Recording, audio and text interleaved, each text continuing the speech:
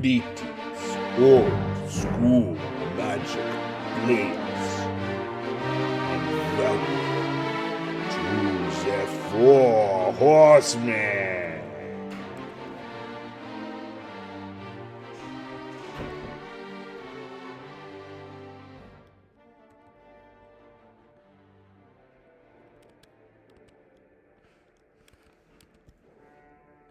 Greetings, old school magic players.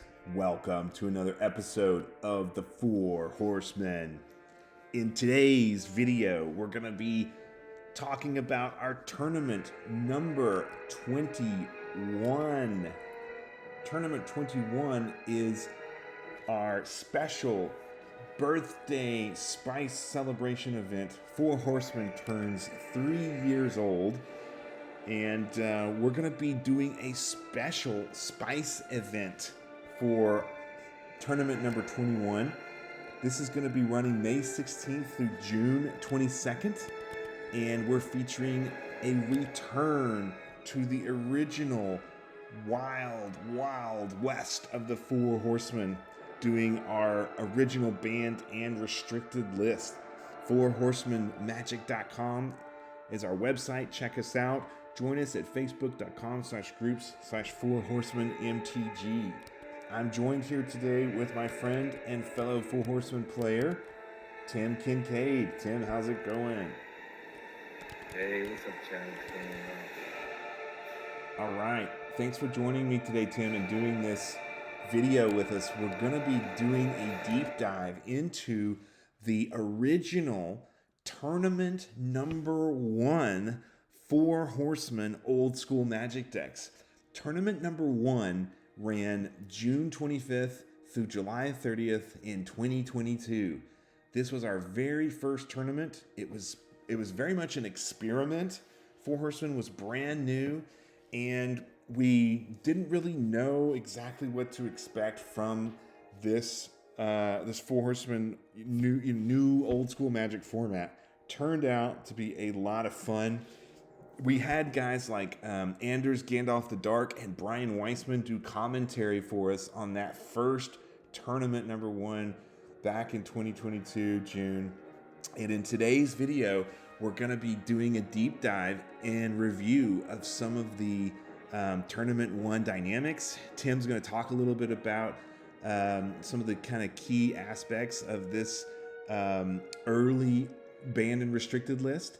And we're going to be taking a look at the decks from Tournament 1 and hopefully inspire some of you players out there to join us for this special spice event.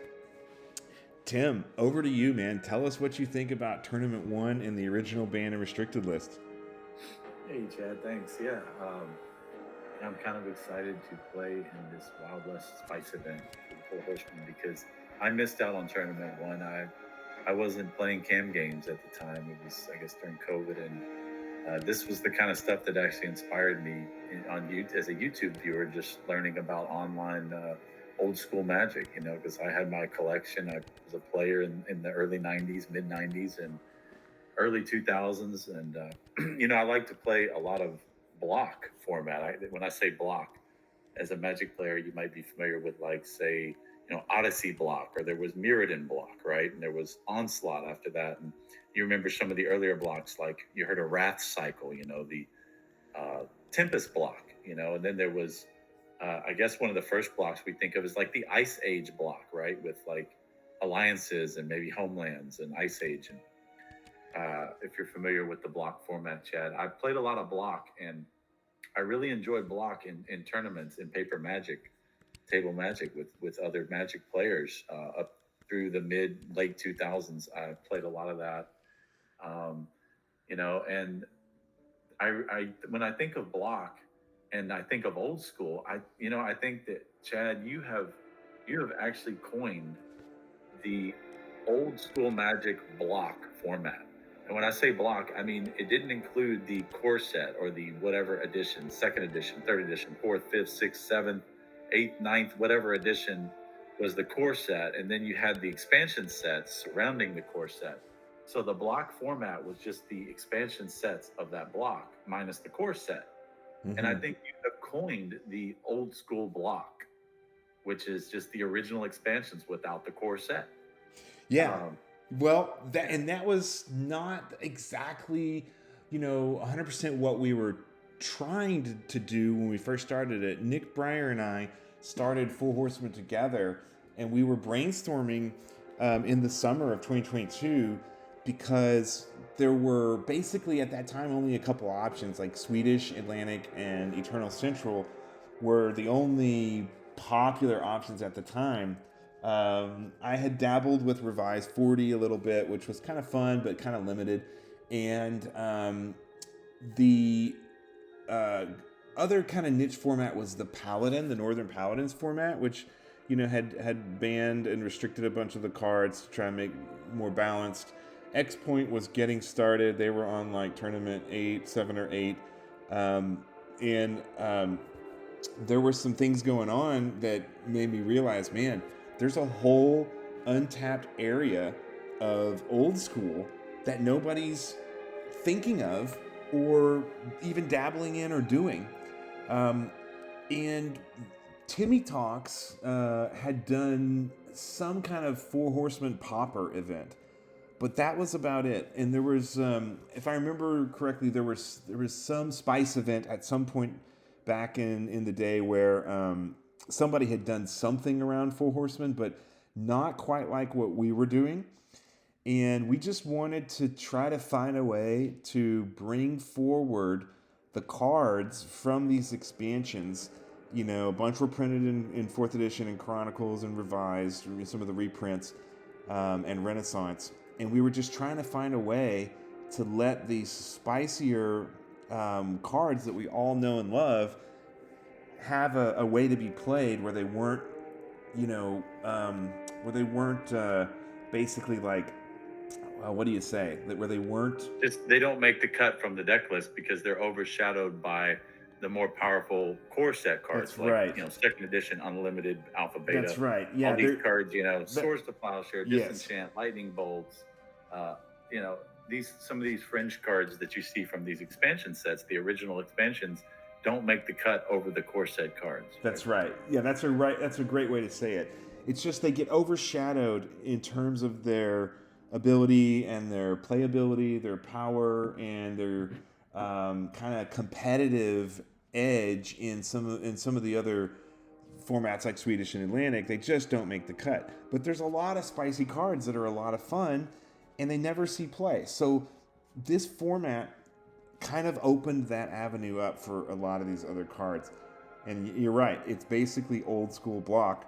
Old school block, Chad. you and your friend, what'd you say, Nick Breyer? Nick Breyer, yeah. Old school block. Here it is, Four Horsemen, old school block magic. Yeah. And so I'm excited to comment on some of these earlier decks. I'm too bad I missed tournament 1, but at least I've been here playing now for close to a couple years with the old school Four Horsemen magic. So it's been fun. Yeah, it's a really cool group. It's evolved quite a bit. The early days were rough. We didn't really know what we were doing. It's hard running tournaments. We had a lot of I don't know, what would you call it?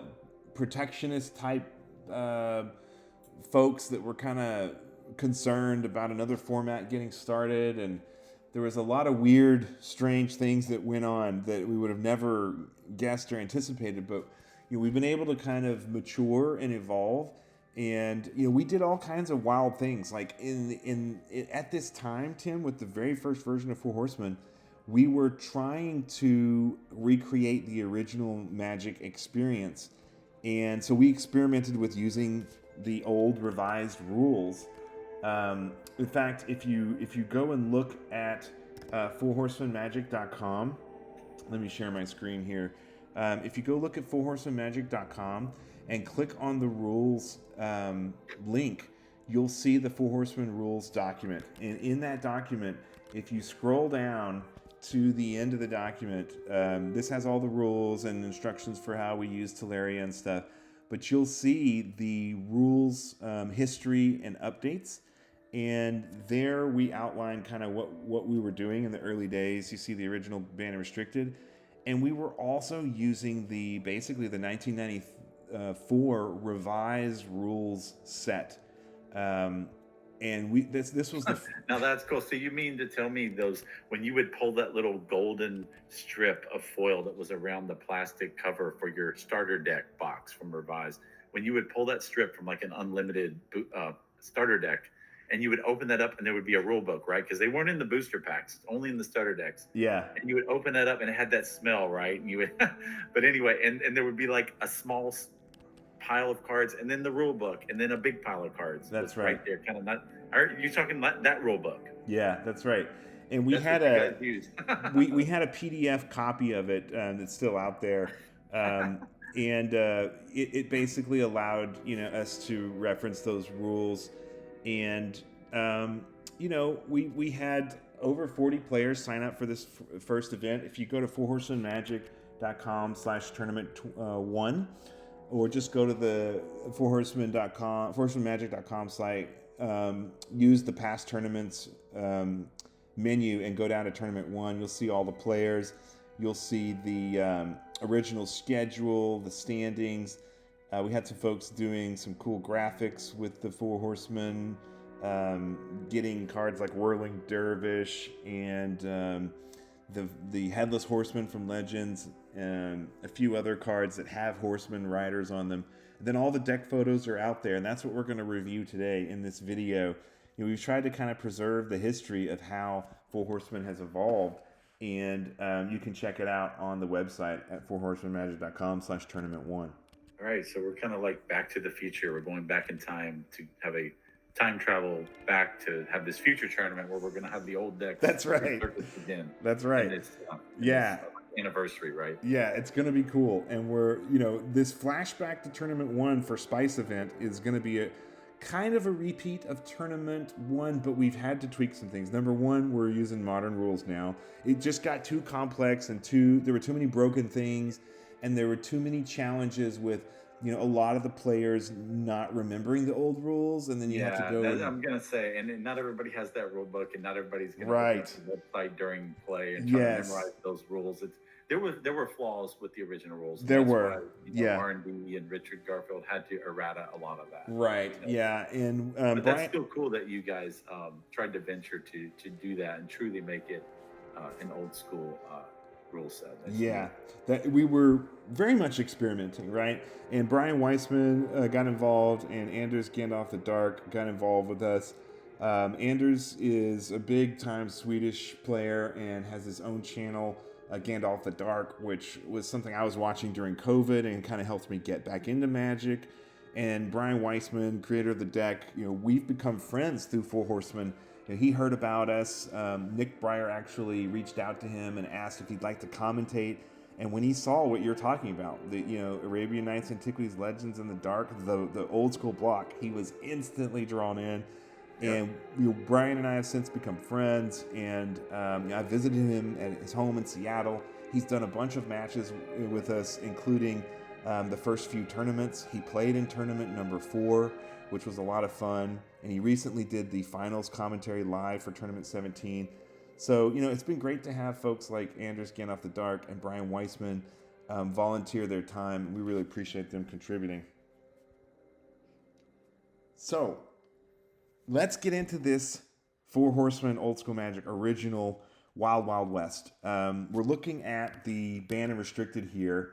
And, let just kind of riff on this a little bit, Tim. Yeah, so, you obviously you were like, we're not playing for anti here. So anything that mentions anti that's banned. Other than that, you didn't ban anything, Chad. You were just like, well, to be fair, Tim, at this time, I literally had no clue what I was doing. And I didn't actually create this banned and restricted list.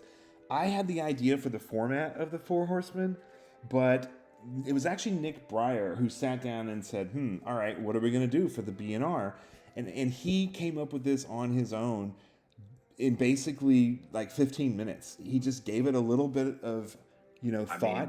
It's the logical conclusion that your friend Nick, your man Nick came up with. It's like Shahrazad, we don't want to play never-ending games. Right. Or Shahrazad, and we don't want to, we're not playing for anti. So anything with anti's banned. And then he's just like, well, Loa, we don't want people just we know Loa just wins games in old school, the Library of Alexandria. Right. So we've got to restrict that. And then the three cards that just basically are the hoser cards for each individual set: That's right. Legends, Arabian Nights, and Antiquities. Yes, and it's interesting that there are these quote unquote hoser cards. If you watch some of the interviews with Richard Garfield, he created the Arabian Nights set, and that was one of the big inspirations for creating Four Horsemen.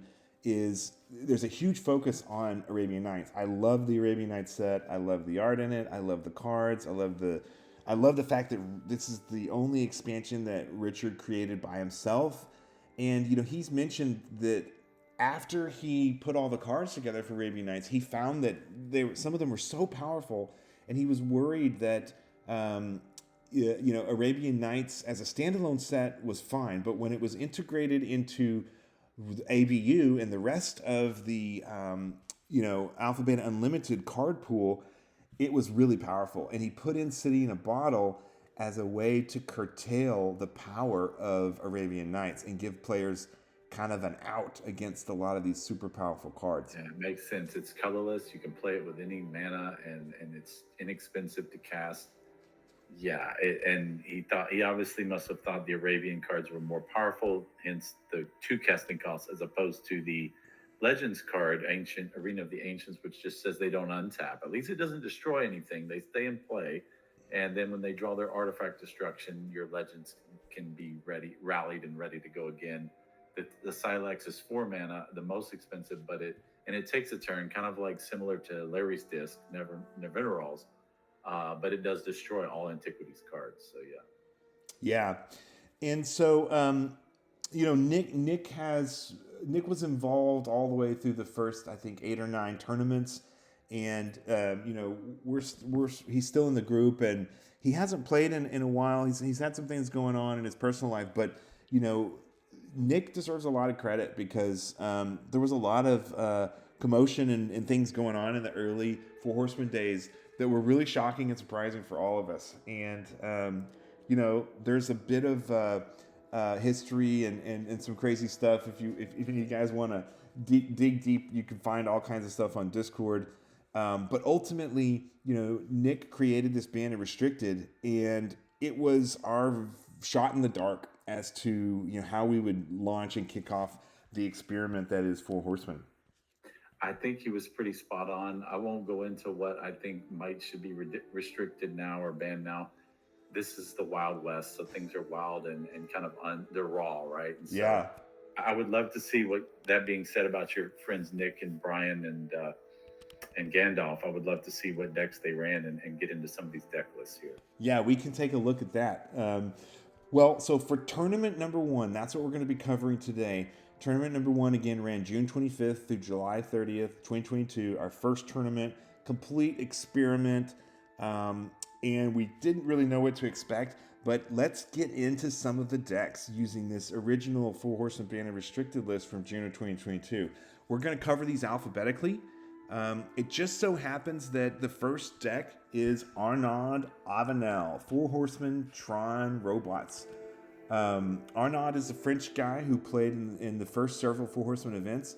And actually, I think we should just come out and say it. It's available on the website. This deck won tournament number 1. Oh, wow. I had no idea that this was the winning deck. This is the winning deck. Okay. And it was a real surprise because it's not running the 4 mana drains that we, were kind of concerned about early on. Mana drain was not restricted. Neither was Workshop, Factory. I mean, just look at the top row of this deck, right? Candelabra. Candelabra's not restricted even today. But these cards, the Workshop, the Factory, and the Strip Mine being unrestricted, were a huge influence on all the early decks. Yeah, so this deck, I see a few things. Obviously, he wants to abuse the Workshop with the Candle. I could see like turn 1 Candle, Felwar Stone, tap the Felwar Stone, untap your Workshop, cast something else. Like all this stuff on turn 1. Oh yeah, yeah. You could basically effectively get what might amount to almost infinite mana between 4 Candelabras and 4 Workshops, right? Yeah, and even if it needs the double blue for the transmutes or the dance of minis, it just drawing one island, he's gold with the candle, even if the Felwar is not turned on with opponent's islands. So he's good there. Yeah. 4 transmute to get that one city in a bottle, just because like now it's like in essence you have 5 cards you can draw to get that city in play. Right. And he has no Arabian cards except for that one Loa, so he's gonna go grab that. Like, That's so many right. games. Yeah, and we knew Arabian aggro would kind of be all over the place. And Arnaud obviously knew that too. And remember, now we've got this website. We got 20 tournaments under our belt. We've got hundreds and hundreds and hundreds of deck photos from all these tournaments. And you can go back and reference these photos. This was tournament number 1. Nobody had anything except for their old school Magic experience in other formats to base their deck building on. And so when you look at these decks, you've got to realize how spicy and innovative a lot of these players were. Yeah, he can even win the mirror with his sideboard. He can board in the Hercules, which can help him replay his trikes or whatever. He can just bounce all his opponent's stuff, or if he gets behind, he can just go get the Cylex, Golgothian Cylex, and blow up the other robots deck stuff. Relic Barrier. It's a pretty well built deck actually. He's just really fast, and yeah, I guess he's like, I don't even need mana drain. So yeah, it's really interesting how he took that tact, but what he's really going for is the reconstructions and the transmutes. And also his Sage of Latnabs. The Sage of Latnabs for a drawing engine, he's able to use his Triskelions, fire off the arms, either put them in the coffin or reconstruct them and bring them back. The Suchi, we were playing old school 94 rules, but we did have mana burn. And things like tapped creatures did not deal damage. So if a creature was tapped in combat, like the factory or whatever, back in the old rules, you could not have a tapped creature deal combat damage. If a creature became tapped for whatever reason during combat, it dealt no damage. That was one of the rules. And so, the factories were actually slightly less powered with that rule.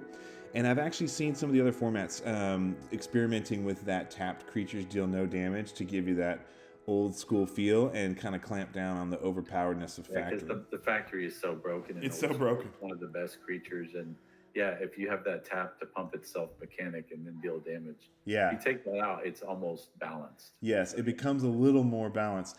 But being able to run 4 factories gave the Suchi just like free reign, because there was basically no disadvantage to running Suchi. And if he didn't have a factory, he's got Candelabra and Jaloom Tome that he could pump the Suchi mana into and not mana burn. Right, and the Katanos' Coffin. So yeah, you're right. He doesn't worry about mana drain, mana burn at all. Interestingly, he's not running the Abyss. The Abyss was unrestricted, and you would think that maybe running 4... okay, that's right. Let's mention this. In tournament number 21, we are allowing dual lands, right? If we go back and look at the tournament 21 overview, we're allowing dual lands and we're allowing basic lands. And in the early days, we only allowed the lands that were printed, the basic lands, islands, forests, mountains, plains, swamps. We only allowed basic lands, and then the lands that were printed within the expansions themselves. So your only quote-unquote dual land source was City of Brass. Yeah. And this really limited multicolored decks. We'll see this as we get through some of these other decks, but we didn't add the dual lands until the tournament number 4 Spice event, and it was actually suggested by Brian Weissman, who played in that event, and he's like, hey, why don't we see how the format does when you allow dual lands along with basic lands? And it really that was really keen of Brian, because then it allows for so many more windows to be for all these spicy cards to be played. That's right. It did. Let people have their mana base. We know those cards were from the core set, but it's mana, right? Let's just have mana. That's right. And the other thing was, to go back to the whole Arabian Nights set, if you look at the history of Arabian Nights, it was originally going to be printed with a full set of lands, and it was going to be a standalone set unto itself, where Richard Garfield's original idea is you would play Arabian Nights as a block, just Arabian Nights. Now, they ended up changing that, and it was going to have a different card back, and it was purple and all this crazy stuff. And that was all, evolved and modified. It ended up getting the same magic card back, and they added the expansion set to show that it was, an expansion and different from the baseline sets.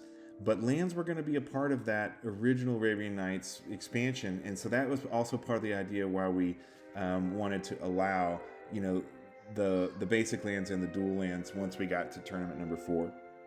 Right on. Before you flip slides to the next deck, I just want to say that I don't expect Blood Moon to have been as potent, even though we see it shuts down Workshop, Factory, Strip Mine here, and Loa. It wouldn't be as potent as it would be now in a Wild West going back with these type of decks. So I expect Blood Moon to be even better. And I was also going to comment that had Energy Flux been played, I don't see this deck here having much of an answer to Energy Flux, except for just paying the mana from, Islands and Fellwash to try to pay for their upkeep costs. Energy Flux would have been a big deal here too. Yeah, if you ran the Bloody Flux combo, which one of our players, Jason, ran in tournament number 20, he ran an Energy Flux Blood Moon deck. If you ran that in tournament 1, you would have had a significant ability to shut down a lot of these powerful cards.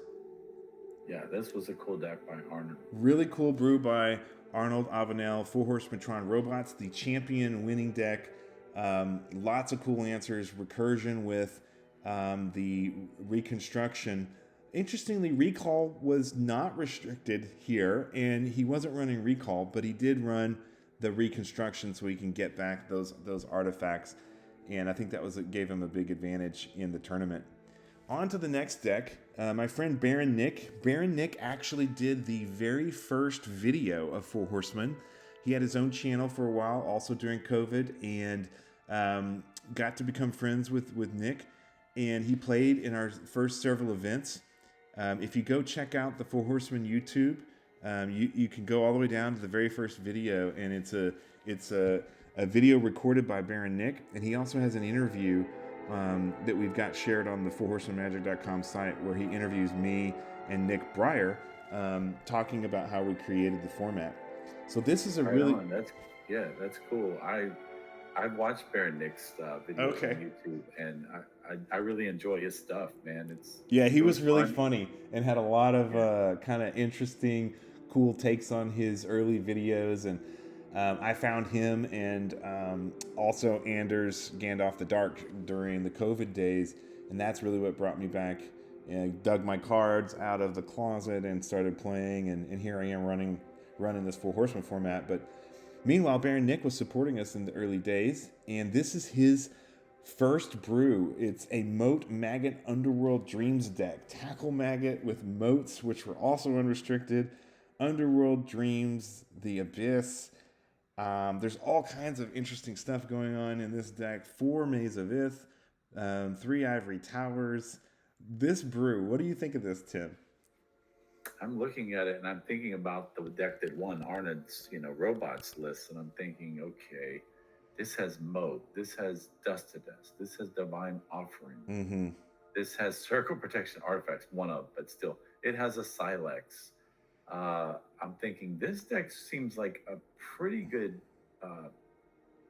brew to bring against a robots deck, and any aggro deck for that matter, with Abyss and anything with artifact. I guess if he goes up against a deck that doesn't have a lot of artifacts, he would have quite a few dead cards. I mean, he could blow up his own stuff with Divine Offering, I guess, to gain a little life, but he's got the Ivory Towers, he's got the Greed combo. Cleansing, that's a neat card, and he doesn't have Geddon, so he played Cleansing here, and Haunting Wind to do some damage, along with Underworld Dreams damage and Tackle Maggot damage. I think it's a cool way to win. It seems like a slow, grindy kind of control deck. Yeah, it is. And if we just, I'm going to jump over real quick to the 4 Horsemen website. And on the 4 Horsemen website, 4horsemanmagic.com/tournament1, if you scroll down, you'll see the 4 Horsemen standings, and there you'll see Baron Nick ended up in 14th place with this deck. We also, in this very first tournament, we played Swiss pairings instead of group pairings. Nick was actually trying to navigate and use Teleria.app to run the tournament, and so we were learning Teleria. Nick was managing that at the beginning, and we ended up doing Swiss, and so it was a different pairing from normal rounds, and so it basically each player had, I think, 3 or 4 games. I guess it was 3 games. Each player played 3 games, and then from there, 3 matches, and it was random Swiss pairing. So from there, we ended up cutting to the top 8. So there was a lot of kind of randomness in that 3-round Swiss match pairing. If you didn't get matched up, imagine if Arnaud got matched up with Baron Nick here. I think he'd have a really hard time winning that match. Right. Yeah, he's got a ton of artifact hate, including circle protection artifacts. Yeah, the COP artifact. Yeah, I count like 20 enchantments between the main deck and sideboard, or maybe more or less, give or take. But I think of a card, everybody wants to whine, oh, without the core set, you don't have disenchant. How could you kill 20 enchantments? Well, disenchant can only kill 4 enchantments. Right. And tranquility can kill a few. But thing is, you could play a card like Presence of the Master on like turn 3 from a Elf of Deep Shadow or a Felwar Stone. And rather than play 4 disenchant to try to kill 20 enchantments, I would rather just play like a turn 3 Presence of the Master and be like, you can't play enchantment spells. And that would just hose a deck like this. It really would. But there are other answers: Boomerang, Time Elemental, Desert Twister. I mean, the people that kind of rag on Four Horsemen and say, oh, I can't play when there's no disenchant. Well, these folks don't know the card pool very well, and probably don't understand how powerful things like Boomerang, Time Elemental, and Desert Twister, and especially Presence of the Master really are. This deck shows that the enchantment strategy can be very powerful, but it does have vulnerabilities. And there's also mana drain in this format ×4 that you could play. And then there was Force Spike, that can counter enchantments. And, anytime you talk about bounce, like Boomerang and Time Elemental, you can amnesia, anything with That's discard. right. Yeah. You can bounce these things and then just like you lose all these cards. Right. So, yeah, Presence of the Master this is a heavy enchantment deck, and it's just a hoser for enchantment-based decks. But I do like this build. It's interesting. I'm not sure about the cleansing because I don't see the land tax. That's kind of a spicy card. He even has a Tormod script main deck, just a 1-of. I'm not sure how he gets it. I mean, he has a Greed and a Jalem Tone to get these 1-ofs, but these cards can be very potent, right, against certain decks. So it's a cool deck, I like it. It's a neat control deck. Yeah, he's built a ton of answers to what Nick clearly thought thoroughly through, and that was he knew robots was going to be everywhere, and he built this deck to be able to get around that. And he's also got control elements, and he doubled down on stuff like Tackle Maggot. That's going to do damage for your creatures, and when the creature's gone, it starts damaging you. He was smart enough to zoom in on Greed. He's got 4 moats up there. There's 3 proxy moats behind that one. And overall, I just think this is such a spicy brew. And I really do think that if this deck came up against Arnaud's deck, which we just looked at, it'd give Arnaud a real run for the money. So hats off to Baron Nick for this Moat Maggot Underworld deck. Deck number 3 is anonymous. I can't find the original deck brewer for this, but it's also a Maggot Underworld deck. But instead of going the Moat route, this is just Drop of Honey and Spirit Shackle with Tackle Maggots, Underworld Dreams, Drops of Honey, Candelabra. Look at this brew, Tim. Pretty spicy. Yeah, he's got 20 enchantments main deck. Again, if he goes up against like a turn 3 or 4 Presence of the Master, he'd just crap his pants if somebody was running that card against him.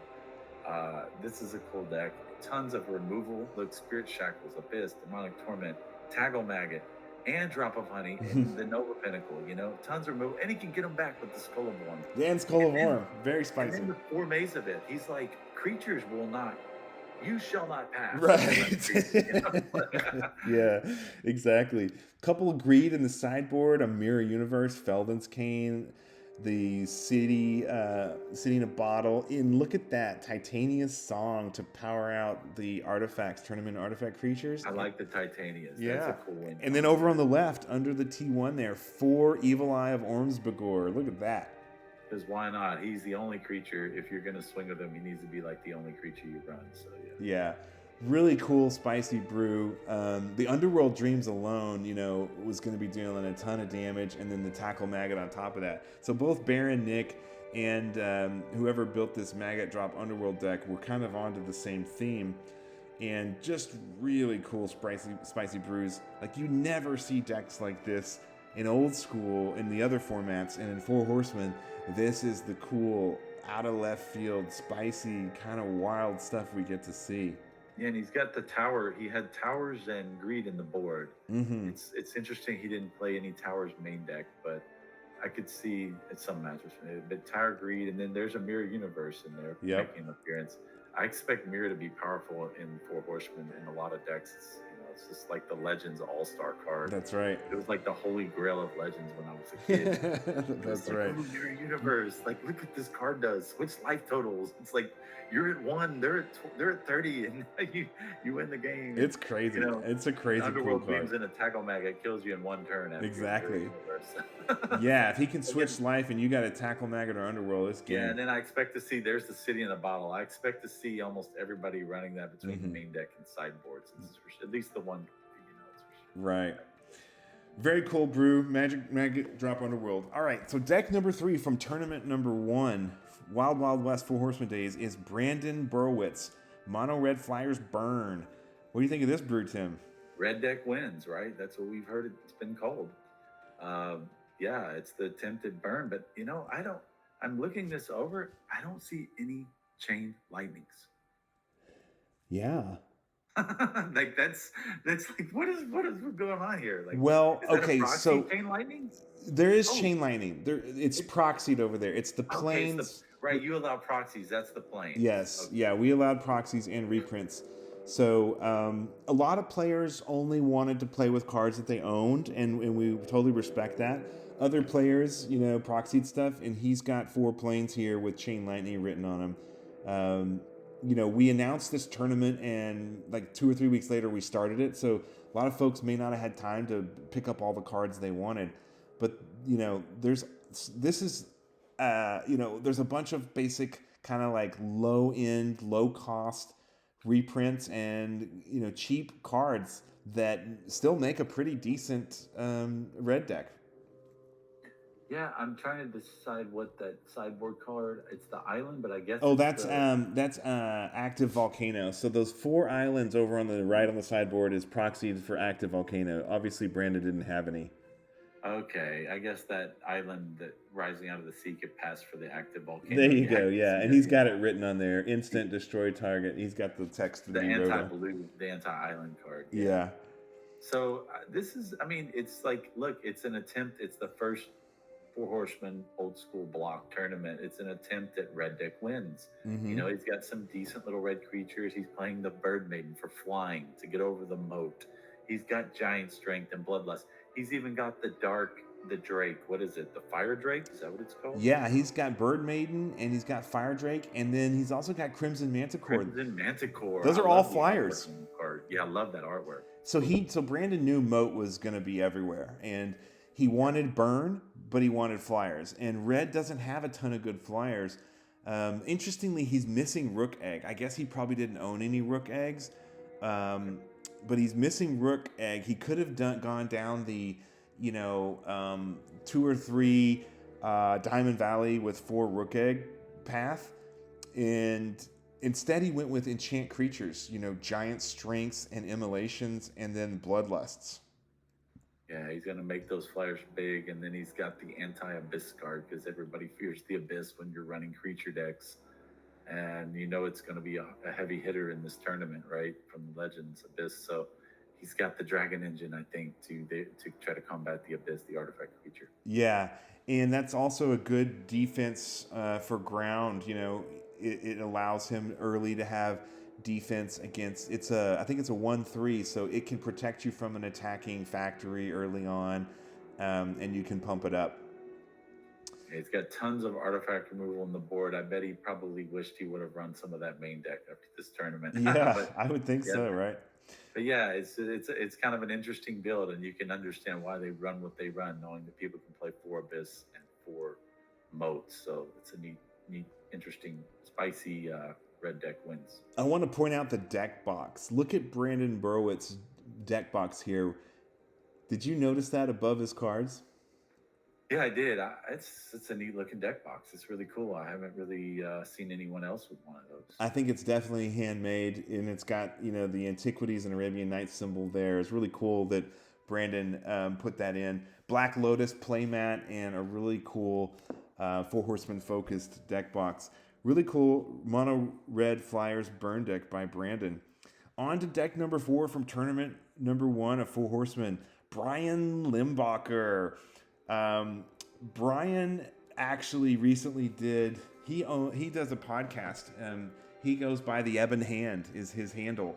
And we did a interview with Ken Meyer Jr. on Brian Limbacher's podcast called As Garfield Intended. Check it out on the 4 Horsemen YouTube. Go to 4horsemenmagic.com, click on YouTube, and you can watch the interview that Brian hosted for us with Ken. But this deck here, Unstable Juxtapose, in tournament number 1. Tim, you're uniquely qualified because you ran a Juxtapose deck. But think about the genius of this brew when there were no references for 4 Horsemen, and Brian came up with an Unstable Juxtaposed Primordial Ooze blue-red aggro deck. Yeah, this dude, Brian Limbacher, he was ahead of his time with this. That's right. Wow. That's right. Way ahead. He's got he wants to play the Unstable Ooze, let it get too big, and then swap it and donate it. He wants to donate it to his opponent with a Juxtapose to swap it with their best creature. That's so right. Funny. That's right. Oh man, he's got some mana drains. He's got, here the dibs make an appearance. Finally, we see somebody run. But he's like heavy on Arabian cards, right? Very heavy on Arabian. But look what he's got in his main board. He's got those single artifact blasts, which is exactly what you need in addition to the mana drains, so that sitting a bottle for 1 red has no impact on you. I was going to say that's probably why he's running that artifact blast main deck. I would almost run 2 just because it's going to wipe out so many of his cards. Right. And there's other artifacts people are going to play anyways. But yeah, tons of Arabian cards. These guys are going to get big with Unstable Mutation. He's got the Dib. He's got both the Serendibs. He's even got the Djinns. He's got the Serendib Djinns down there. Yep. He's got the Old Man. That's right. Old Man. I mean, every powerful, spicy card that we've seen showing up in the recent, tournaments 16, 17, 18, 19, all of those cards are actually in this very first brew that Brian Limbacher, aka the Ebon Hand, put together for tournament 1. I think. Yeah, and he's like, I'll play this brass man, and if you play something big out too soon, I'll give you the brass man and take your big guy. Which is exactly the strategy you used in your Juxtapose. He's like, if you kill my Serendib guy, then I'll okay. I've still got this brass man. I'll swap him for your big. That's right. Yeah. In the middle here is 3 boomerangs. So Brian was also hip and keen to how important bouncing shit would be, including his Serendibs. The Mazavith and the Spirit Link was something that Brian Limbacher thought about in this brew. There's just so much thoughtfulness and creativity and just all around impressive deck brew that Brian Limbacher put together for this Unstable Juxtapose deck. It really is. Even Amnesia. Prepared. Yes, what? Even the Amnesias. We now know, Amnesias, man, Amnesia is huge. And he's also got the Diamond Valleys. He was smart enough to know, if I get in trouble with my Serendib Djinns or my Serendib Afrits and I can't juxtapose, I'm going to need a way out. And he's got Diamond Valley to deal with the, say like a Spirit Link Serendib Djinn. You just sacrifice, gain 6 life, no problem. Yeah, he's really he's thought this through, it seems. It looks like he's played more than one tournament, with this deck. my hat's off to him here. It's a good deck. I don't know how well he did, but even the enchantment alteration, the one of that spicy enchantment alteration, I can swap that spirit link onto something else. I can get rid of that, or I can swap that enchantment aura you put on my creature. Or you mentioned amnesia, mana drain, get that colorless mana, and it combos so well with amnesia, right? To get to that 6 mana, or boomerang with amnesia combos so well too. Bounce the enchantment, or what the key, the whatever it is, the abyss, bounce it back, and then amnesia next turn. Right. Let me just jump over real quick to the website, and you can see in the player rankings, Brian Limbacher, the Ebon Hand, he went 1-2, so he had 1 win, 2 losses. Aww. Yeah, he must have come up against some heavy either enchantment decks, control decks, or a robots deck that ran away with things. But such an innovative, spicy brew. Hats off to Brian Limbacher for this. He's even got Energy Flux's sideboard. That's right. He's got Energy Flux in the sideboard, along with some extra artifact. I he would do 2-1, or maybe even 3-0. That's a pretty good looking deck. Yeah, it really is. So hats off to Brian Limbacher for this really fantastic Tournament 1 4 Horsemen Unstable Juxtaposed deck. On to the deck number 4, which happens to be my deck. Now, who's that guy? Chad's. Now, what do you notice about this deck and the decks that we're seeing now dominating in 4 Horsemen? Okay, so for starters, unlike the last deck we just looked at, who had only 1 strip mine and 1 factory, which I'm not sure why he chose to they weren't restricted. That's right. And I just see 1 strip mine, 1 factory, so that's to his demise. Maybe you're right, and same for Brandon's deck. And I don't know why he didn't run them. Brandon didn't run them at all. But I think as an aggro deck, or even a control deck like the deck, Brian Wiseman, the deck. I mean, Mistress Factory needs to be played in decks. Yeah, it's quite good. We know this. Yeah. And so you have 4 factories and 4 strip mines and 3 Pendle Havens for starters. But this looks a lot like some of these decks that have. That's what I was gonna say, man. In the semifinals of the current tournament. Yeah, and look what else you see here. And this was so long ago, and I probably played 100 test games with Nick Breyer and a couple other folks like. I just met John Elkelberry, and I just met like a few of the early players, and I had tested probably 8 or 9 different decks. So many that I actually got mixed up in the first tournament when I played my first matches. I got totally mixed up in which deck I was playing, and I realized halfway through my first match that I was playing the wrong deck, which was, I mean, it was crazy times, right? I had never run a tournament. There was so much going on. And there was a lot of shit flying around, and so I actually messed up. There was a lot of shit flying around. It was pretty messed up, but I ended up playing the wrong deck, and I explained it to my opponent, and I probably should have just like, hey, I concede, whatever. But what do you mean you played the wrong deck? You mean this mono green was not the right choice? I was playing one. I had like 6 decks on my desk, and I grabbed the wrong one when I sat down for one of my matches. And I don't think it was the first match I played. It was one of the other ones.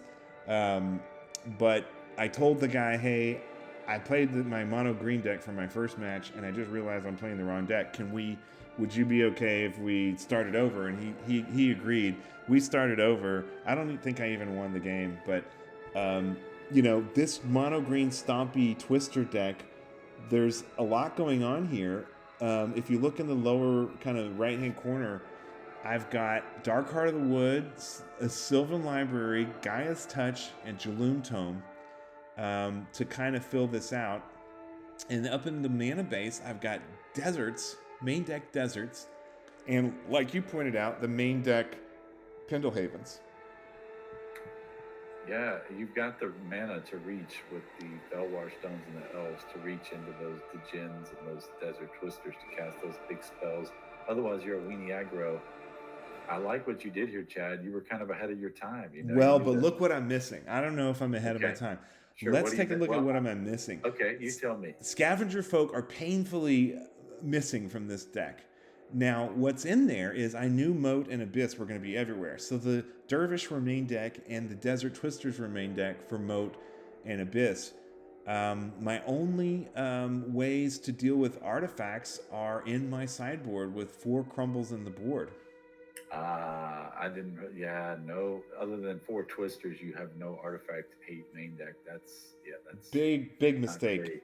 Big mistake. Yeah. And if I were to go back and change it now, Yeah, and I think the deserts could have just easily been like the mazes main deck or something, you know, and desert in the sideboard only against one toughness decks with one toughness guys. yeah, the mazes of Ith and the island of Whack Whack in the board also not maybe a great choice.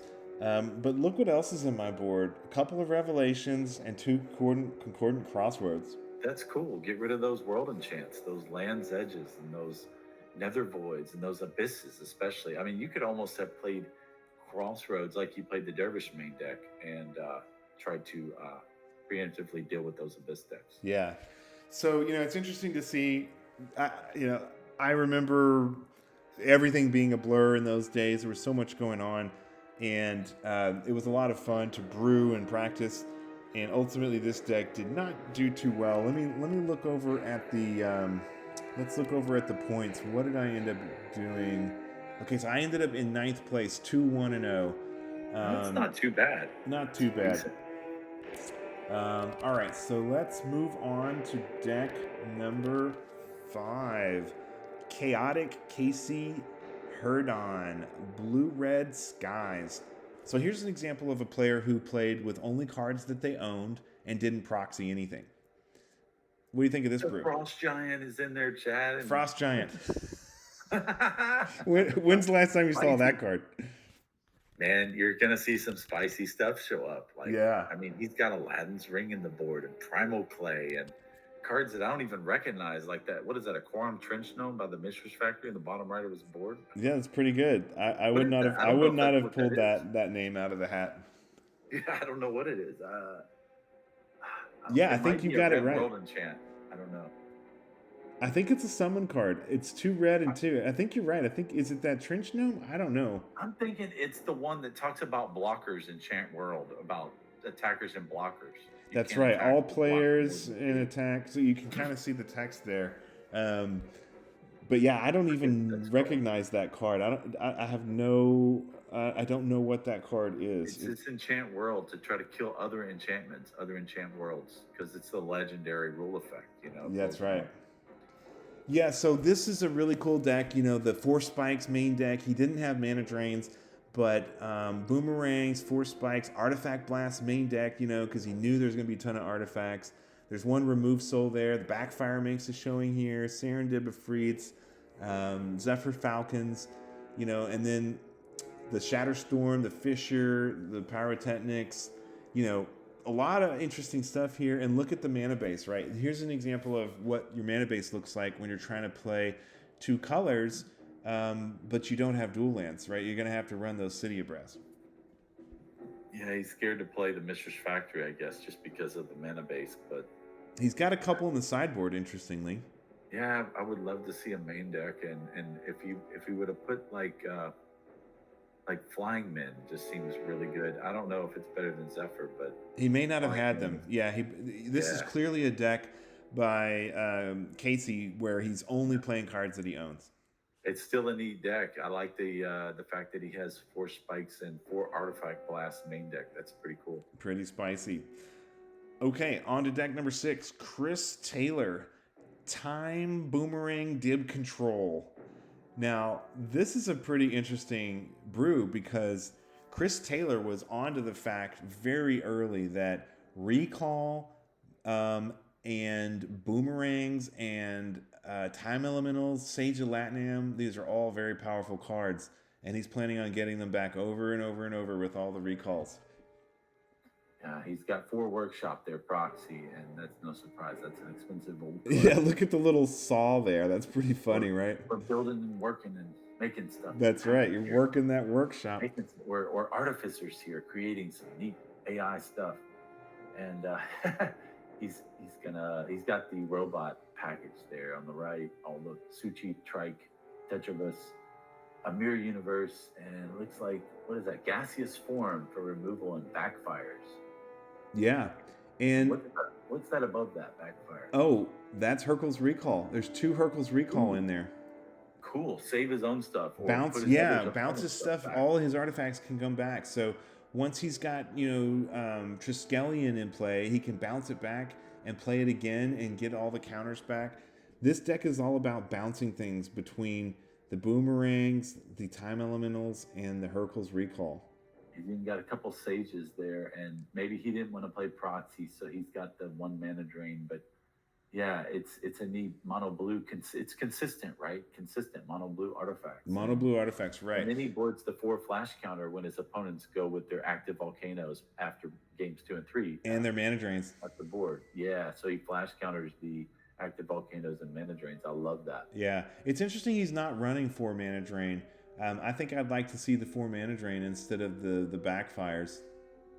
Yeah, like I said, maybe he just didn't want to do Well, he proxied the workshop, so yeah, I don't know. Yeah, his artifact robots base is pretty cool too. The 4 Suchi, 4 Triskelion, 4 Tetravis, but no Clockwork Avian. Yep. Yeah, really cool brew by Chris Taylor with the Time Boomerang Dib Control deck. Okay, so on to deck number 6.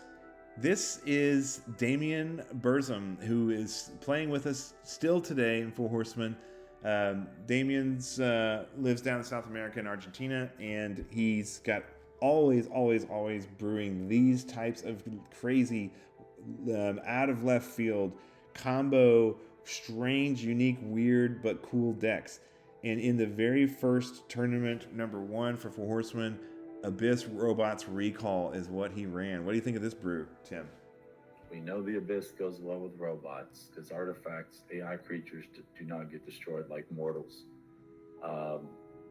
Yeah, so that works. And then he's got the green for the Sylvan Ivory Tower, some Avoid Fate action there, and some crumbles. Desert. He's got 1 Twister because it's hard to cast, but he might get it out late game with that 1 Forest in those cities. I understand why he's just got 1. It's neat. 1 mana drain, or he's got, what are those, 4 mana drains, or is that 1 and 3 boomerangs?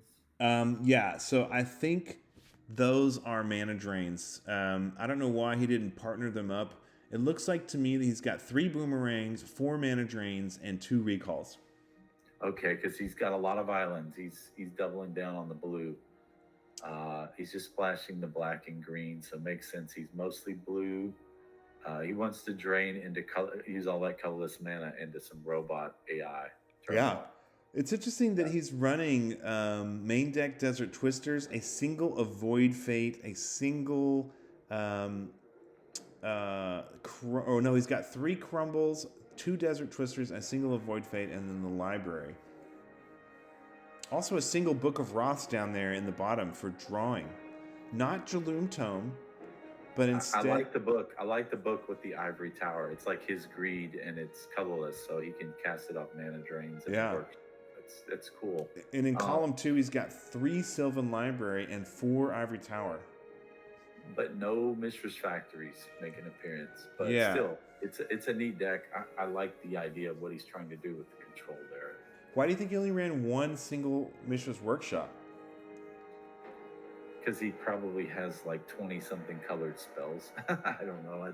But still, it seemed like he would have at least played 2. I think he's just relying more on Felwars and Mana Drain to accelerate him, and he has a lot of colored spells. Yeah.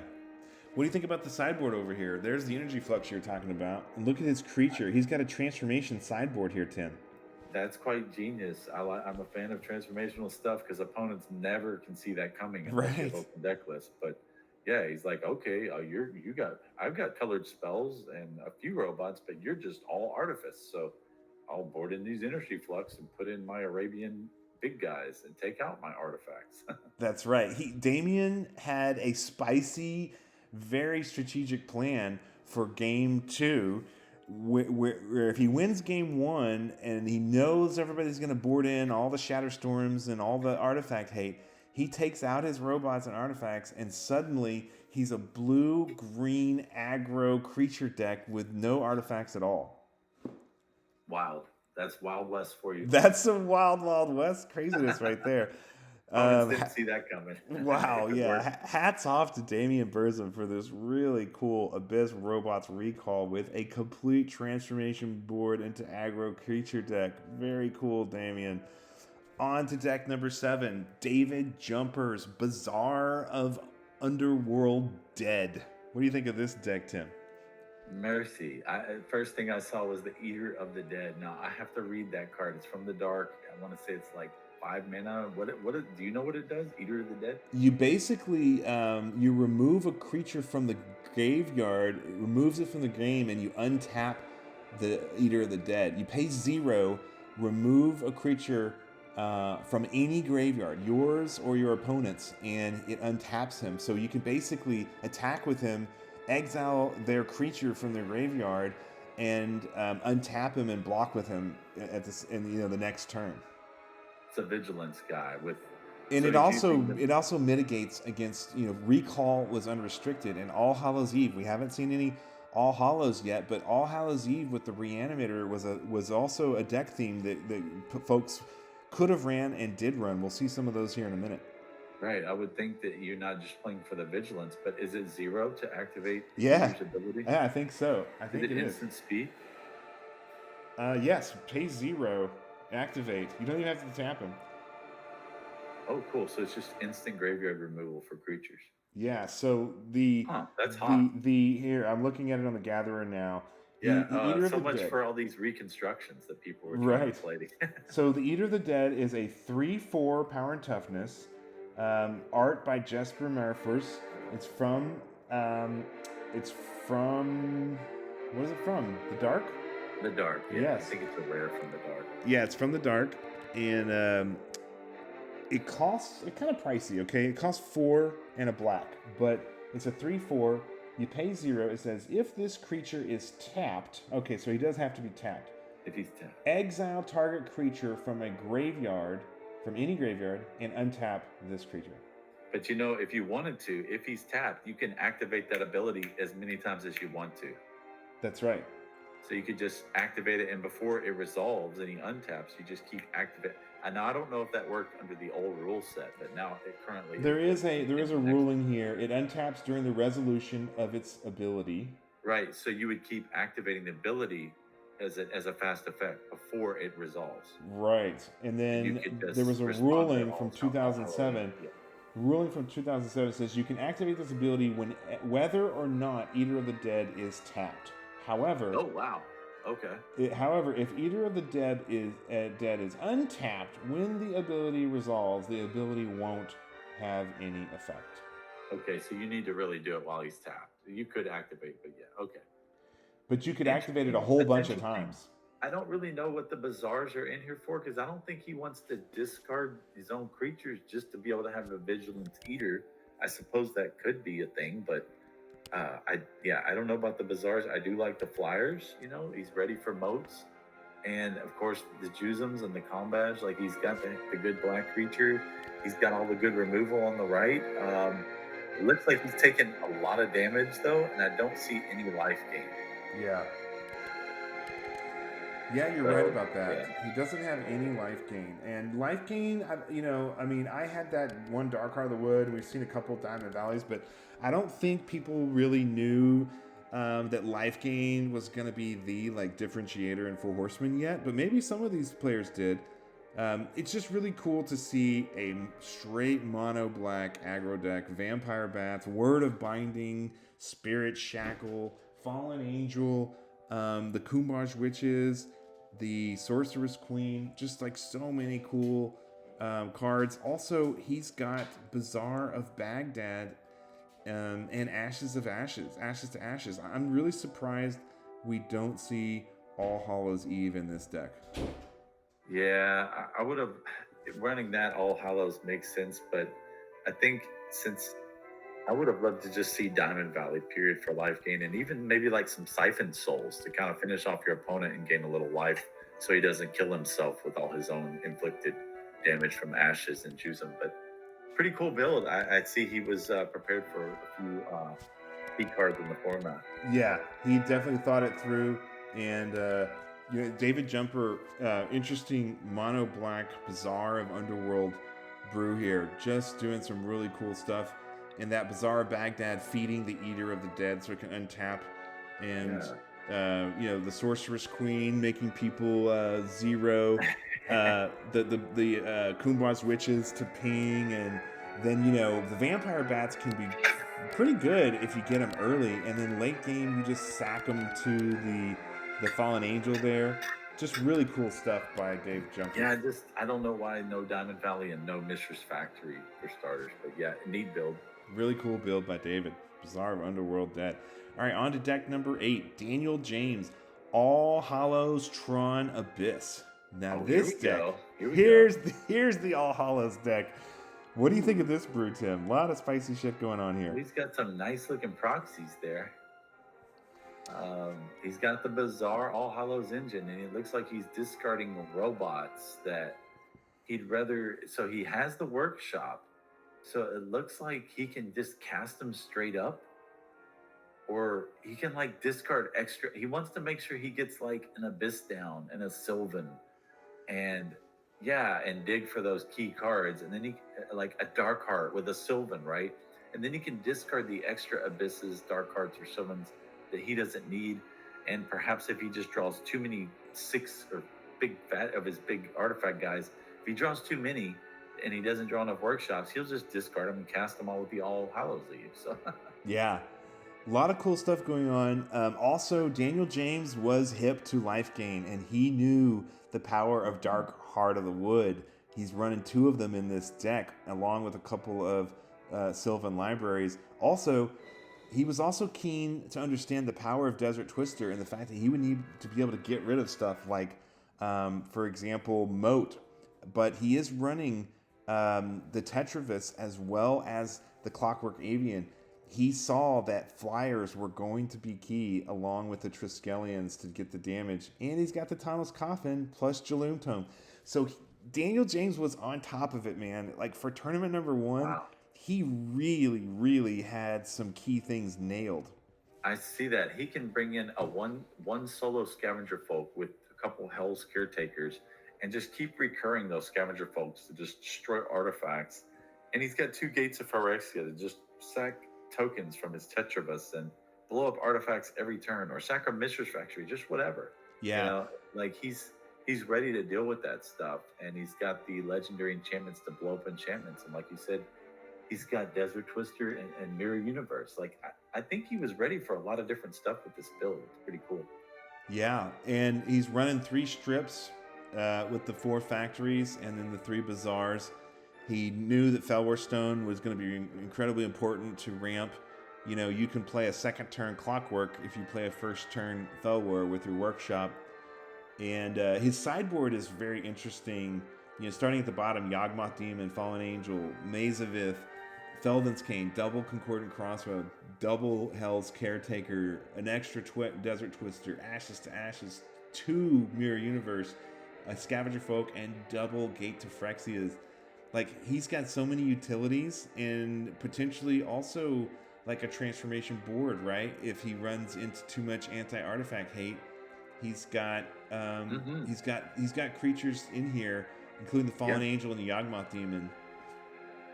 Yeah, they can just slay quickly. They're big and they're flying. Yeah, I just thought that this deck was so well thought out and very spicily brewed. Interestingly, no blue at all. It's a robots All Hallows Eve deck with just splashing green for the Dark Heart and the Desert Twisters and Sylvans, relying on the robots and getting that All Hallows Eve to bring everything back. And he's also obviously scared of, he respects the City in the Bottle, hence the lack of City of Brass. Yes, he did not go down the City Brass route. Doesn't really need it. He's got 8 forests and 6 swamps, so plus the Felwar Stones, where everybody else is playing City of Brass, he can get the mana there. We have not seen any Blood Moons deck, or any Blood Moons, Chad, in any of these decks. Well, there's a reason for that. Brian Weissman talked a lot about this when he was commentating in the first several tournaments about how Blood Moon on the surface seems like it's really good against Workshop and against, maybe Library, but by the time you cast Blood Moon, your opponent typically already has, enough land that the Blood Moon doesn't do enough, at least on the workshops. Now, when it comes to utility lands like Maze of Ith, Strip Mine, Mishra's Factory, Island of Whack Whack, Diamond Valley, there I argue Blood Moon turns all those off and is much stronger. But only against the workshops. By the time you play it, it's just not that great. Yeah, unless you have that elf. But yeah. Right. First turn elf, second turn Blood Moon is the only way it's really, really, really strong. Speaking of which, looks like you just flashed Blood Moon in the next deck. All right, deck. So let's talk about deck number 9. Eric Osman's Mono Red Ball and Burn. Let's ball and burn. Let's ball and burn, baby. Time to ball and burn. This is a deck that John Eccleberry would really like, man. It sounds like an American slang name, but this guy, Eric Osterman, sounds like he might be EU, so that's or even Scandinavian. I don't know. That's interesting. Mono red, the ball and burn.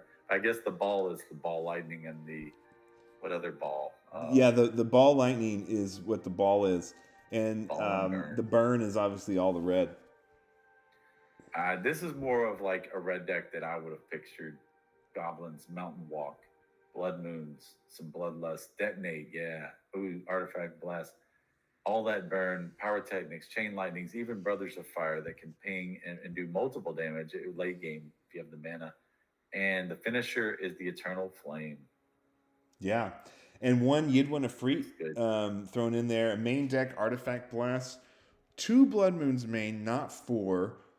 And the Mountain Walking Goblins. He's going all in on these 1/1 Goblins. He's got the Goblin Digging Team and Goblins of the Flarg. Goblin Digging Team does not Mountain Walk, but Goblins of the Flarg do. And yeah, the Ball Lightnings, Chain Lightnings, Bloodlust, the 4 Factories, the 4 Strips. Like, this deck's pretty solid. It's, I don't know about 8 1/1s. I think he was just trying to make sure he had a 1/1 on turn 1. Yeah, 8/1 drops is fine. I don't know if he expected to see walls or not, but it's just a dude. Yeah, and down there in his sideboard, the glare is pretty bad on the right, but those are 4 Goblin Rock Sleds. Do you know Goblin Rock Sled? That's a 3/1 trample, right? But they have to have mountains, so that works with Blood Moon. Yeah, so or if he's up against a red deck, or when he sideboards in the extra Blood Moons, then those Rock Sleds come in. He's also got 2 Fissures, so he was, keen to the power of Fissure. He's got the Sending a Bottle. He's got the extra Detonate and a Shatterstorm along with Falling Star. So Eric Osman was looking at Falling Star and the active Volcanoes. Like, it's a pretty solid sideboard. Yeah, it's right, spot on. He's ready, and this looks like a deck that I would have pictured for mono red. Yeah, really cool brew. Artifact. Really cool brew by Eric Osman, 4-horse tournament number 1, mono red ball and burn. Okay, deck number what is this? 11, 10 or 11? Hampton Maxwell, Maze Tax of the Abyss Stone. What do you think of this brew?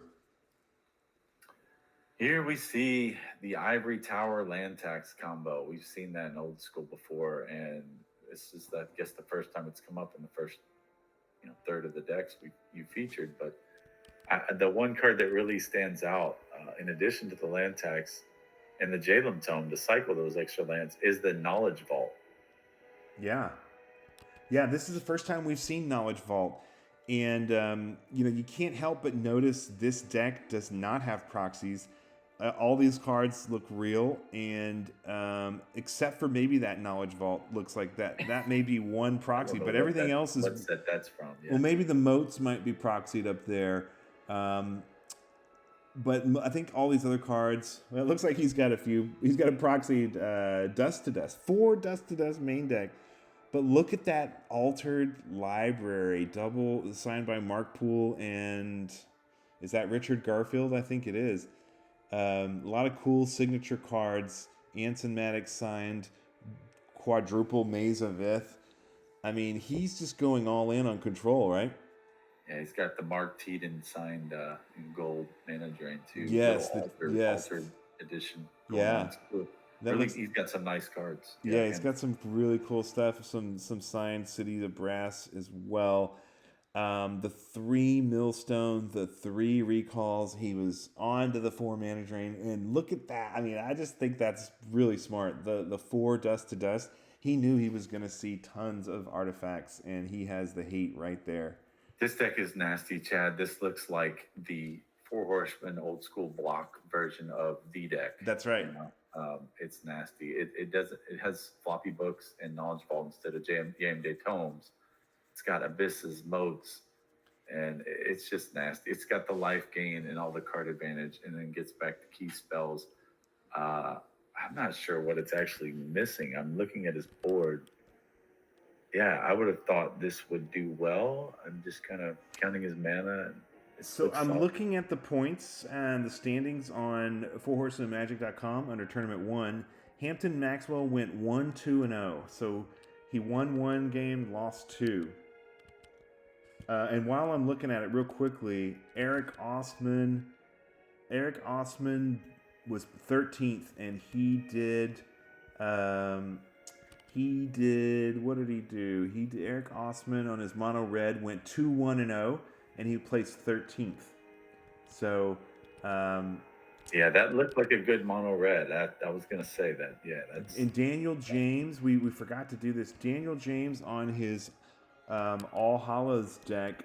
Daniel James, where are you, Daniel? Okay, so Daniel came in 22nd out of I think there were 40 players with a few drops. So Daniel James was 1-2-0 with that All Hallows deck. Wow. Yeah. Okay. That's really surprising. Dave Jumper, where are you? David was 35th. He was last, 0-3-0. So he did not do very well with that mono black. I thought he was missing some things. Yeah. Damian Bursman, we forgot to check out his deck. Where is Damian? Mike Clemens. Oh, here he is. Damian came in 30th, 1-2-0 with his. Hey, Chad, I am so sorry to interrupt and ask a favor, but I need to go to dinner in about 20 minutes. That gives me about 2 minutes to just kind of look at the next 18 decks with you. 2 minutes per deck. Yeah, let's get back over and, to him. And then if you want, do you think you could go over what the standings were and how they did after I have to bail? I'm going to have to go with the family. So sure, no problem. All right, so Hampton Maxwell's The Deck of the Four Horsemen, pretty powerful. A pretty robust sideboard too. Skull of Orm, Spirit Links, more moats, recalls, transmutes, Felden's Cane, all the tools, but interestingly did not perform super well. Let's continue on since you're limited on time, Tim. Ian O'Connell is next up with Unstable Blue Skies Mono Blue deck. This looks a lot like John Eckleberry's later decks with Mono Blue. What do you think about this? Blue Steel with John Eckleberry. He did well with that. Yeah. I like John and his deck. This is a consistent looking deck. Look at his curve. Look at his flyers. 1, 2, 3, and 4. Bam, bam, bam, bam. Unstable. And then he has all his removal. Look at the boomerang, the counters, the bounce. It's like even an energy flux main deck, because why not? In an old man for little guys.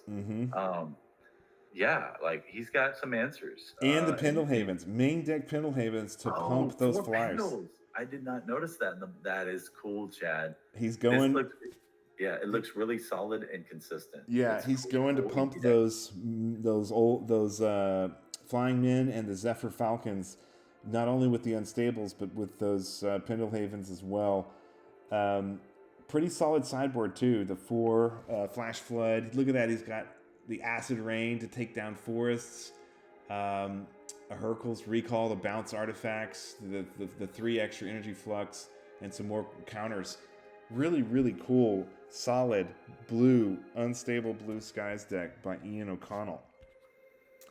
In Gregor Ghost Hand, this is Craig, and Craig plays a lot in Forgotten Realms and a few of the other formats. This is a Tax Edge Lightning deck. What do you think of this brew, Tim? Okay, I would have thought to have seen more of this. We're like 12 decks in. We're a third over, almost halfway, and this is the first Land's Edge deck we've seen. Yeah, we know it's a strong combo.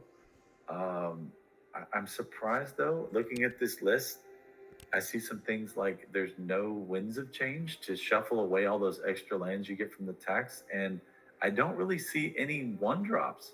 He has land tax, and then I mean there's chain lightning, and then it's like, so he has to play lands though to cast anything in his deck, and so if his opponent plays one drops, it won't work, you know. But he does have relic barrier, which is kind of neat to stop artifacts. That's interesting to me. Yeah, this is an interesting brew. I think that we're going to see more tax edge decks coming up. But this one by Engregor Ghost Hand, you know, he's really leaning into turn 3 and 4, right? He's got Ball Lightning for turn 3 if he's got triple red. He's got Preacher. He's got Suchi for turn 4, Rook Egg for turn 4.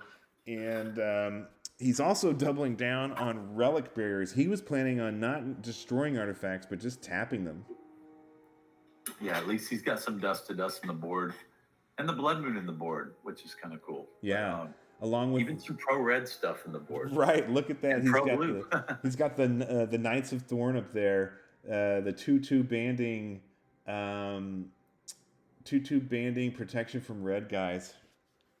There's the anti-blue appearance with the Spinal Villains and the active volcanoes. So he's hating on red and blue, black artifacts, different land heavy, you know, greedy mana bases with the Blood Moon, and then all the restricted cards. So to combat those different archetypes. Yeah, really cool brew by Engregor Ghost Hand, Tax Edge Lightning. I gotta say, he even had the one Inferno with the Rook Eggs. That's right. He's got the Inferno Rook Egg going on as well. So he was thinking of that interaction. Really cool deck by Craig. Okay, deck number 13, Jeff Grosso, Underworld Abyss Tax Tower. This deck has a little bit of what was going on in some of the earlier decks. He's combining Underworld Dreams, Abyss, and he's got the Winds of Change and the land tax, but no Land's Edge. No Land's Edge, probably because of the double red and the lack of dual lands. But Chad, this deck looks nasty. Tower, tax, Winds of Change to shuffle away those extra lands, as well as the Jalem Tome. And oh, by the way, I have an Underworld Dreams or 2 in place, so you take 12 damage or something. That's right. That Underworld with the Winds of Change is absolutely brutal.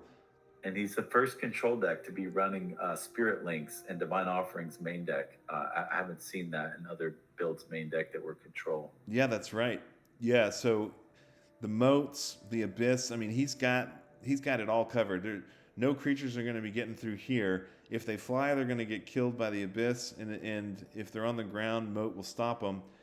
Meanwhile, he's just going to destroy you by gaining life and making you lose tons of life with the Underworld Dreams Winds of Change combo.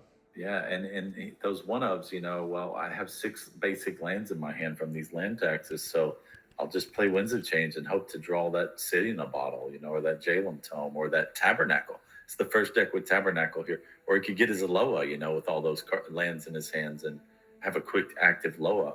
So I just love that Winds of Change engine, plus the Underworld to do all the damage to finish the opponent.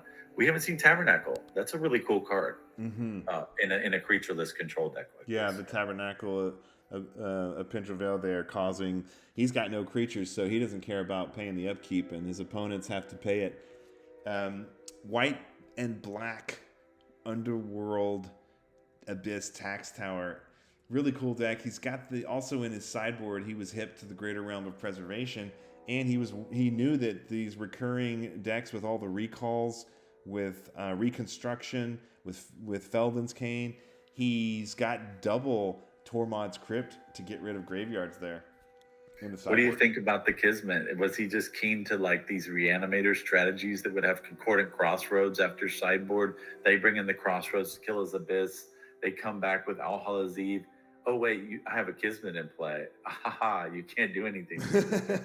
Right, all his stuff is tapped and Abyss starts killing it off. Yeah, if his mode's not out or something, he's got a Kismet. Yeah, Jeff knew that the All Hallows and the recalls and the reconstructions, it could be a problem. Plus, he's also thinking, hey, games might go long. I've got Felden's Cane and I got Tormod's Crypt. If we get a long match or come up against another control deck, I've got it covered. Yeah, very cool and nasty control deck. And then when they take out all of their creature hate, he can put in these 3 Tetravis he's got sitting in the bottom of his board there. There you go. Really cool brew by Jeff Grosso, Underworld Abyss Tax Tower. Okay, on to deck number 14. John Eckleberry, 4 Horsemen, Mono Red Burn. This is John's very first brew. John's been with us since the beginning, and he's a red fan, and he went all in with red. What do you think of John's first 4 Horsemen brew here, Tim? Oh, man, John... Yeah, good guy, fun deck. He's got the Blood Moons. He's got all the burn you could play just about, you know. He's even got 4 Infernos and 4 Trikes. Trike's a walking burn spell. He's got 4 Factories, 4 Strip. I like what he's done. He's got 4 of all the lands that he could want to run that aren't basics. Yeah. That's pretty neat. And he still plays the Blood Moon because he's like, if I'm losing the special land war here and you have the good lands and I don't, then I'm going to shut yours off. Because, and then Eternal Flame, actually, he could play a Blood Moon, and all of a sudden, like, all those mazes and Meshras or strip mines he could like just turn on like 4 or 5 more mountains and then play the Eternal Flame and do so much damage. Yeah, it's true. So that's kind of cool. Yeah. I like the main deck Blood Moons a lot. I don't know if he needs 4 Infernos. That seems to be quite a lot of Infernos. They cost 7 mana. I don't know how he gets the mana to cast that, though. Yeah. I think he thought the games would go long and that he'd be able to get into that Inferno 7 mana range, particularly once he plays Blood Moon. And like you said, all his mazes and stuff become mountains. And then bam, he's got 7 mana and he can hit you with that giant Inferno. He does have 25 mana producing lands, counting the Loa. So 25 is not anything to scoff at. That's something. Yeah, it's pretty solid mana base. Looking at his board, deserts, active volcanoes. Noticed he was hip to the Artifact Blast. A lot of folks were keen on Artifact Blast early and the Shatterstorm. And then he's got these 3 mysterious millstones down here in case he runs into control decks and slow decks, and he's got millstone as a backup plan. I think he's worried about the Circle Protection Red. The Greater Realm of Preservation. The Greater Realm of Preservation, the Legends version, the block version of it. Yeah.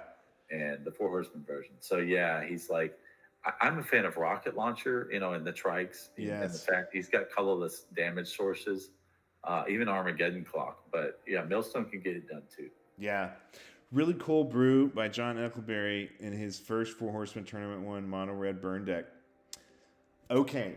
And just as a side note, I think this next deck wins the Best Deck Photo Award for Tournament number 1 for 4 Horsemen. Marius Carlson also did a 4 Horsemen Tax Edge deck, and I love the way he laid out this deck photo. What do you think of this brew, Tim? Man, that's cool looking. Yeah, definitely cool. He just kind of arranged the cards in a very symmetrical way. He's got all the burn, detonate, chain lightning, pyrotechnics, and the Land's Edge to just finish them off. He's not trying to do necessarily 14 damage and pitch 7 lands. He just needs to pitch 4 or 5 lands to just finish off with the 8 or 10. Is that 3 Ivory Towers main deck with the land tax that's such a tough engine. And then he has, are those Winds of Change? I think that's his sideboard. His sideboard is along the bottom, right? Oh, that's the towers he only has 1 tower main deck.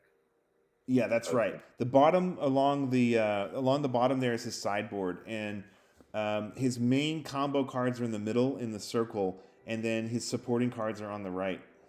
Yeah, so he's got a bunch of walls. He's got Wall of Heat and Wall of Earth.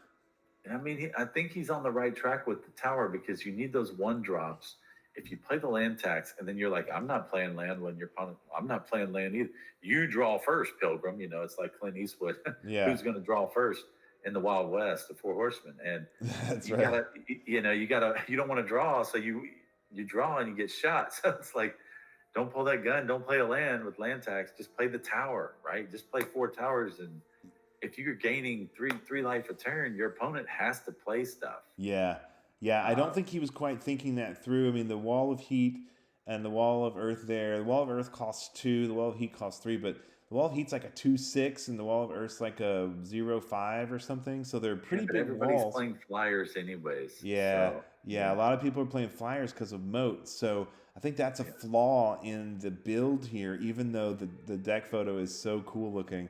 Um, Yeah, I would have rather seen the spirit links over the walls for a yes, 1-drop with right. tax I instead of agree. it to stop flyers or something. But you're right that the photo is very cool. Yeah. Yeah, Marius Carlson's 4 Horsemen tax edge deck. Next, we have Marco Coltelli's Underworld Chains of Abyss Stone. This deck is really spicy and it's got a lot going on. Marco ended up in 10th place, so he was Oh 2-1 wow. 0 with this deck. Just a quick note on that.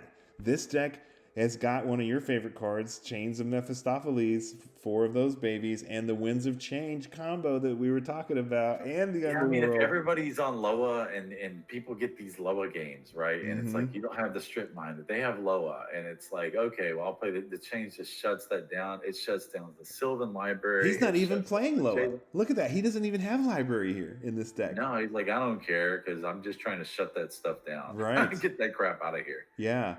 Uh, yeah, and you know, all these people with Sylvan Libraries and you know, and Ivory Tower with land tax, and he's just like, you know what? I don't care. You can have all that stuff. I don't need to destroy it.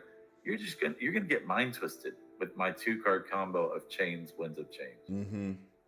Yeah, and he did quite well with this deck. Like I said, he came in 12th place, 2-1 0, and he's got Millstone also as his plan B, along with Guardian Beast to protect his artifacts. He's also Marco is hip to the power and defense of the Dancing Scimitar, as well as Brassman and Kumbaj Witches. And he's got the lower right hand corner. He's got the Skull of Orm to get his enchantments back in case he loses some of his enchantments. So he's got a lot going on in this deck. It's nasty. Robots with Abyss, and then he combines Underworld and Chains with Winds of Change to do nasty things to the opponents. Yeah. It's pretty cool. It is really, really cool. Jusum's in the sideboard. 4 Chain Lightnings in the sideboard. Don't lose you see that. An extra mountain, Shatterstorm, Gravity Sphere. Really, really cool brew by Marco Coltelli. Only 1 workshop though. Only 1 workshop. Yeah, interesting, right? And obviously he's got proxies in this deck, so he did not go all in on the workshop strategy like he could have.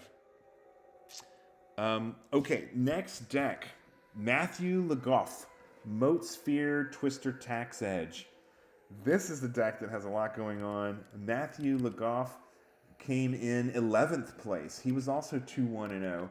And this is a Winds of Change, Tax Edge, Lands Edge, Moat, and Chains of Mephistopheles, Ivory Tower, the Rack deck. Man, Matthew here has combined a lot of cool elements. Yeah. He's got the old school combo.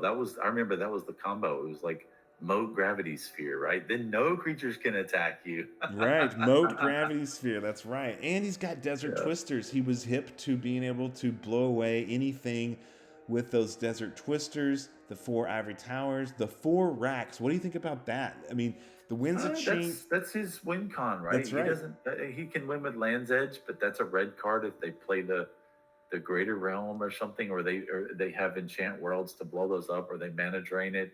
It's another win con because he's running the Chains of Mephistopheles and Winds of Change again. So yeah, he can mind twist them. Yeah, I really like that. That Chains of Mephistopheles with the Winds of Change. Basically, when you play Winds of Change, all the players discard their hands and draw the same number of cards. But Chains of Mephistopheles makes you discard a card before you draw a card beyond your first one. So you would basically discard your hand, and then the rack is going to be damaging you for every card below 3, right? Or 4? Yeah, it's really cool. Really, really cool. No surprise that Matthew did pretty good with this deck.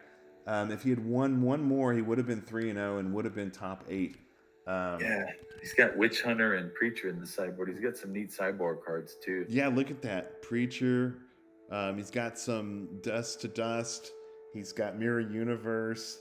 Also, looks like he's got a Ring of Maroof in the main deck. Do you see that there below the Chain Lightnings? Ooh, so you can go for any of those 1/ofs. Yeah. Nice. So like, yeah, they think, and I like his over. I mean, I love the ring, but overall his strategy's cool. They think, oh, he's not running any creatures, so then he boards in the Preachers after they board out all their creature kill, and then they're like, oh no. Oh no. And look below his last name. We're seeing a card for the first time that no one else has played. Presence of the Master sitting there. Presence of the Master. There it is. You cannot play enchantment. That's right. So now I don't know if you'd really want to play that card, but he's got it as a plan B in case he runs into an all enchantment deck that would overrun him. But I would think that the Desert Twisters would also be pretty useful to take out any problematic card. Really cool. Very spicy. Black, green, white, red. This is 4 colors, man. Think about that. That's hard to do in 4 Horsemen with no duels. Chad, looking at all these decks is getting me excited about the Wild West tournament to revisit what it was like in Tournament 1. Is it possible that we can do a part 2 to this to finish up these decks? I'm really enjoying these decks and the idea of this coming tournament. Yeah, no problem. We'll pause here and we'll come back and do part 2. This video is probably getting a little long anyways. We're coming up on hour number 2 here. Yes, let's take the time for us to do a part 2 to this video, Tim, and I'll let you go and grab dinner, and maybe we can finish this up later this weekend. Okay, well, thanks for having me, and I'm looking forward to seeing some more spicy old 4 Horsemen old school stuff, and I'm excited about the coming anniversary tournament. Awesome, man. All right, we'll pick it up later for part 2 of tournament number 1, 4 Horsemen Wild Wild West. The original banner restricted. We'll cover the rest of the deck photos later. And thanks for joining me, Tim. And we're signing off, everybody. We'll see you next time. All right, thanks, Chad. See ya. All right, bye, guys.